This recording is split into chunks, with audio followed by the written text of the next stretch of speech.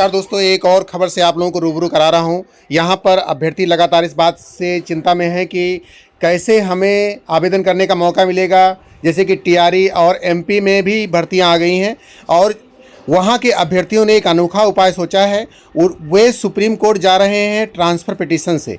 Transfer petition एक अच्छा और बेहतरीन विकल्प बन रहा है। यहां पर आप लोगों को जानकारी होगी कि अगर कोई भी ग्रेवियंस डाला जाता है तो उसमें यही बताया जाता है कि आपकी शिकायत के संदर्भ में कहना है कि डीएलएड की मान्यता में 2017-19 के लिए एक बार फिर उपाय के रूप में एनआरसी एनआईओएस का आदेश संख्या ये सब दुनिया भर का दिया जाता है।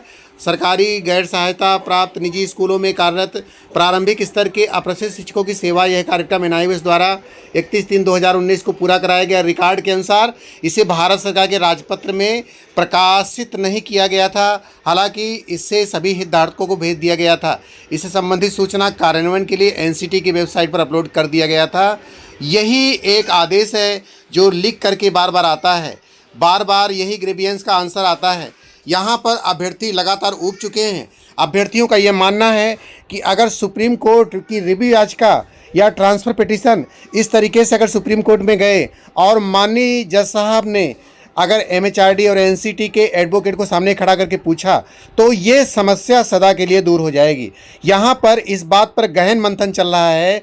बिहार और अन्य राज्यों के अभ्यर्थी भी इस बात पर गहन रूप से विचार कर रहे हैं कि कहीं न कहीं अगर ट्रांसफ़र पिटीशन का विकल्प लिया जाए या विश्वनाथ जी के हाथ को मजबूत किया जाए तो ये गलत नहीं होगा। एक मामूली सी फीस लगनी है रिव्यू पिटीशन में, और विश्वनाथ जी लगातार कह रहे हैं कि किसी भी तरीके से हम गजट की सहायता से या रिव्यू की सहायता से सुप्रीम कोर्ट में अपनी बात को रखेंगे और हमारी बात सुनी जाएगी जब ये सब डॉक्यूमेंट दिखाए जाएंगे।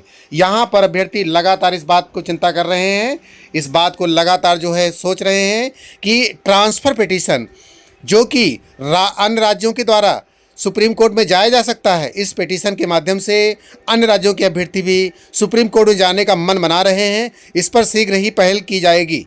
यहाँ पर अभ्यर्थी मानते हैं कि अगर सुप्रीम कोर्ट का इसी प्रकार का फैसला जो पहले रहा था वो रहता है तो इस समय हाई कोर्ट के हाथ भी बंध जाएंगे। तो ऐसी स्थिति में हमें जो कुछ भी कराना होगा वो सुप्रीम कोर्ट की तरफ से ही कराना होगा, जो कि रिव्यू पिटीशन, ट्रांसफ़र पिटीशन हमारे लिए एक सशक्त विकल्प है। दोस्तों, लगातार अभ्यर्थी इस बात पर निगाह जमाए हुए हैं कि हम किस तरीके से जाएं, और इसके बारे में जो भी हालिया अपडेट होगी आपको अगली वीडियो में बताई जाएगी। तब तक मिलते हैं।